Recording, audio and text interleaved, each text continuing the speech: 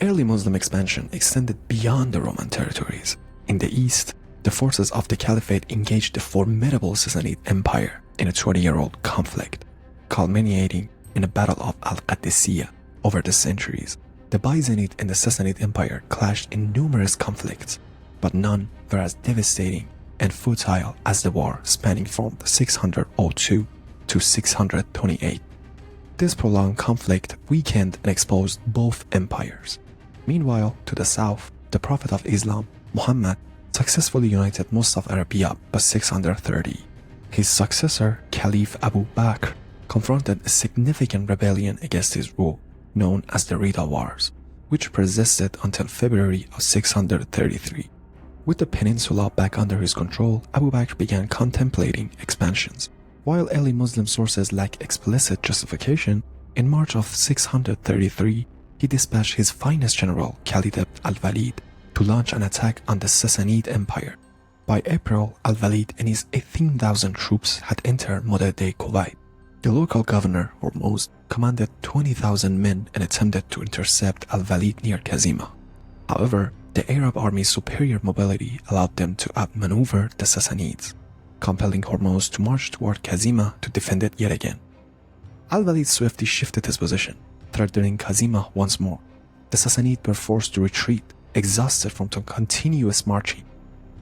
This exhaustion proved detrimental during the ensuing Battle of Chains. The conflict commenced with a duel between the generals, resulting in Hormuz's demise. Despite being chained together to maintain their information, the Sassanid infantry in the center managed to repel the initial Muslim assault. However, the exhaustion from the marching took its toll, causing the Sassanid cavalry to falter and eventually retreat. As the Sassanid forces began a general retreat, hindered by the chains, a larger army under Qarin approached. Qarin crossed the Tigris in the late April and established his camp near the river, where the remnants of the Hormuz troop joined him. Al-Walid intended to cross the river to the north, halted his advance upon realizing his 7,000 soldiers were now facing a formidable force of 40,000 foes. Once again, armies organized with infantry positioned in the center and cavalry on the flanks, initiating the battle with duels as before. In the midst of this, Qarin and two of his generals met their demise. Al-Walid spearheaded a frontal assault, resulting in the demise of their leaderless Sassanids. Approximately 20,000 adversaries fell to the Muslim forces.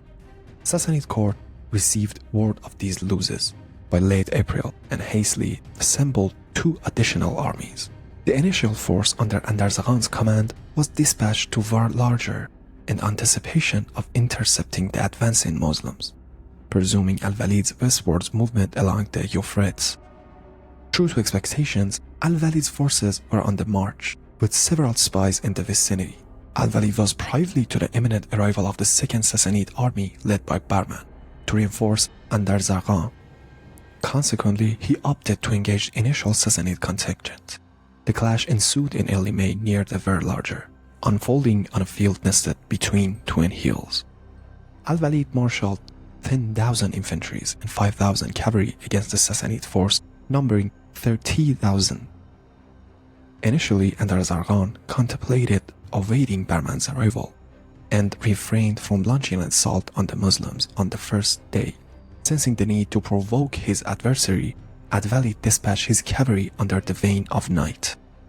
Falling squarely into the trap, the Sassanid commander ordered a frontal assault, prompting the Muslim forces to feign retreat toward the neighbor hill. Al-Walid's forces, in a coordinated maneuver, allowed themselves to be gradually pushed back, forming a strategic crescent. Seizing the opportunity, Andarzargan deployed his entire cavalry to flank the enemy and encircle the Muslim contingent. It was then that Al-Walid's hidden cavalry emerged from behind the opposite hill, charging into the fray at a decisive juncture. With the Andarzargan's forces now ensnared, the battle unfolded akin to the classical Battle of Cannae, resulting in the loss of over 20,000 Sassanid warriors. Al-Walid pressed westward, thwarting 6 subsequent Sassanid offensives between May and November of 633. Nonetheless, penetration into the heartland of the Sassanid Empire remained unattainable, prompting a directive from the Caliph instructing Al-Walid to redirect his efforts toward Syria, securing another victory against the combined Sassanid Byzantine forces near Firaz in the late 633. Al-Walid turned his attention toward the Romans. Present-day Iraq now fell under Muslim dominions. Subsequent events remained murky, with the region seemingly changing hands multiple times over the next 2 years. The notable Battle of the Bridge, however, ended in Sassanid triumph. In the May of 636, the newly appointed Caliph Omar mustered a fresh army of 3,000 troops, led by Sa'd ibn Abi Waqqas, which entered Iraq in July. Positioned nearby was the Sassanid army under Rostam stationed in the vicinity known as Al-Qadisiyyah, near present-day Kufa in Iraq, boasting around 17,000 soldiers. Both sides erected fortified encampments, with the commencement of the battle delayed as the negotiations unfolded, setting the stage for the conflict in the ensuing months. The triumph over the Byzantines at Yarmouk empowered the Caliph to redirect over 6,000 seasoned veterans from the Syrian campaign to Al-Qadisiyyah, which they likely reached by late October. At the time of the clash, the Sassanids mustered approximately 15,000 soldiers, 15,000 horsemen, and 14 elephants. Conversely, the Caliphate forces comprised roughly 30,000 infantrymen and 8,000 cavalrymen. Rostam organized his infantry, cavalry, and elephants into the 4 formations, positioning the elephants at the vanguard, infantry in the second rank, and cavalry in the rear. Meanwhile, the Muslim forces were structured into the infantry divisions at the fair front, and the 4 cavalry divisions behind them. The Battle of Al-Qadisiyyah unfolded from November 16th to 19th, 636. The opening day commenced with the customary individual duels, with no clear advantages for either side.